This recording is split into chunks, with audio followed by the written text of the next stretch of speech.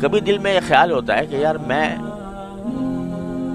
ایک گناہ ہے مثال کے طور پر، تو میں کوشش بھی کرتا ہوں، توبہ بھی کرتا ہوں، اور توبہ کے وقت میں دعا بھی مانگتا ہوں، یا اللہ آئندہ نہ ہو مجھ سے یہ حرکت۔ اس کے باوجود ہو جاتا ہے۔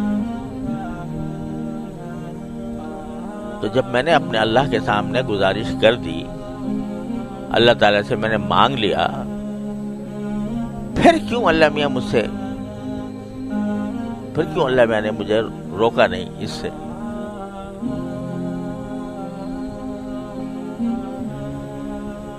اللہ تعالیٰ کی حکمت اور مشیت تو وہی جانتے ہیں، ہمارا آپ کہاں تک اس کی حکمت اور مشیتوں کو سمجھنے کی کوشش کریں گے؟ لیکن اللہ جل جلالہ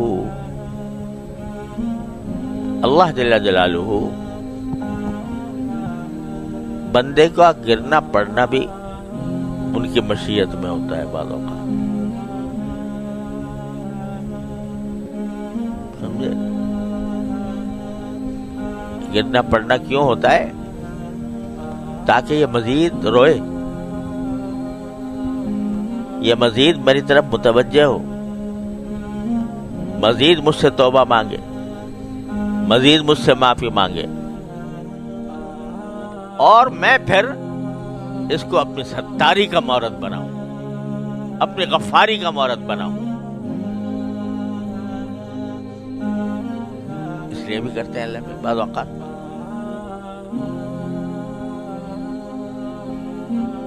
اس لیے دیکھو، ایک اللہ تعالیٰ معاف کرے، ایک چیز ہوتی ہے استدراج، اللہ تعالیٰ ہر مسلمان کو اسے محفوظ رکھے۔ استدراج کیا ہے؟ کہ آدمی گناہ میں مبتلا ہے، گناہ میں کیا جا رہا ہے، اور اللہ میں ڈھیل دے رہے ہیں، اچھا بھائی اور کر۔ تو اللہ بچائے، جو غفلت کے ساتھ ہوتا ہے یہ استدراج ہے، بڑی خطرناک چیز ہے۔ اللہ تعالیٰ ڈھیل دے رہا ہوں کسی کو، اس کی علامت یہ ہے استدراج کی کہ ایسے آدمی کے دل میں فکر ہوتی ہی نہیں، اس کو نہ ندامت ہوتی ہے، نہ فکر ہوتی ہے کہ میں کیوں کر رہا ہوں، وہ تو سینہ تان کے کر رہا ہوتا ہے گناہ، اعوذ باللہ۔ وہ تو ہے بڑی خطرناک چیز۔ اور ایک وہ ہے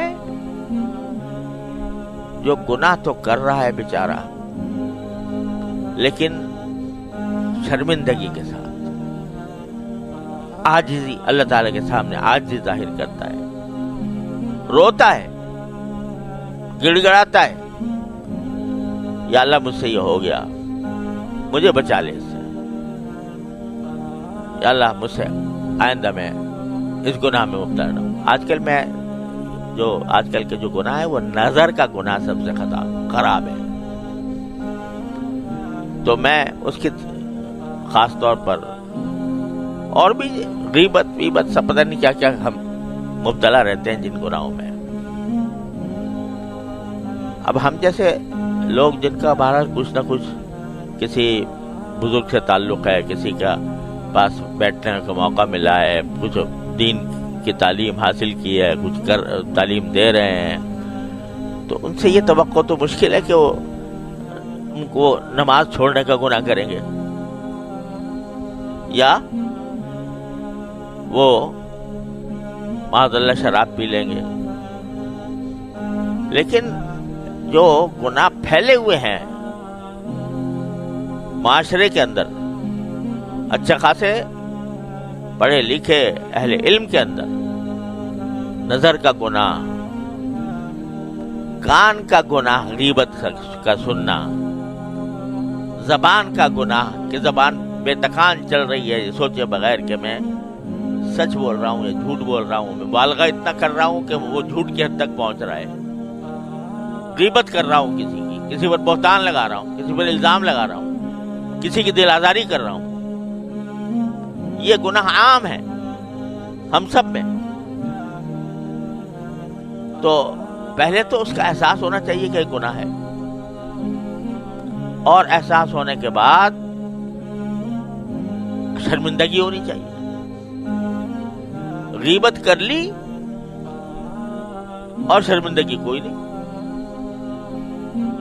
اللہ بچائے. جب کیے جا رہے ہیں اور کوئی شرمندگی بھی نہیں، اس سے توبہ کرنے کا دھیان بھی نہیں، تو بھائی یہ خطرناک معاملہ ہے. لیکن اگر ہو گئی، مجلس میں بیٹھے تھے، وہاں پر کوئی کلمہ غیبت کا نکل گیا، بعد میں احساس ہوا کہ یا اللہ مجھ سے غلطی ہو گئی، توبہ کر لی.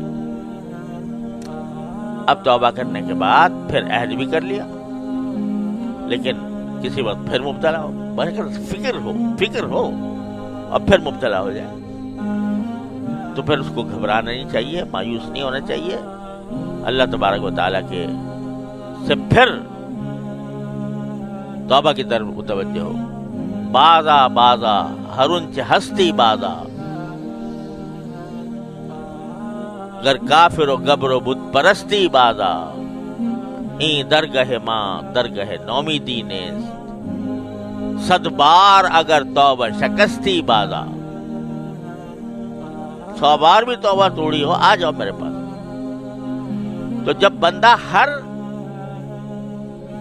میں یہ نہیں کہہ رہا کہ بھائی یہ کوئی اچھی بات ہے کہ ایک مرتبہ توبہ کرے اور آدمی پھر اس کو توڑے، نہیں، کوشش تو پوری کرنی ہے، لیکن کسی وقت نفس سے مجبور ہو کر، شیطان کے دھوکے میں آ کر مبتلا ہو گیا تو پھر مایوس نہ ہو، پھر لوٹ جائے اسی کی طرف.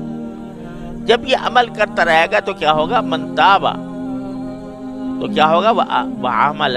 عمل عملا صالحا، پھر وہ عمل صالح کی طرف آ جائے گا. کیا مانا؟ کہ اس کے بیشتر اعمال صالحہ ہو جائیں گے. اور جب یہ ہوگا اور اللہ تبارک و تعالیٰ پھر اس کو طاقت دیں گے کہ بالکل وہ گناہ چھوٹ جائے، فَإِنَّهُ يَتُوبُ إِلَى اللَّهِ مَتَابًا، تو وہ لوٹ آتا ہے اللہ کی طرف، ٹھیک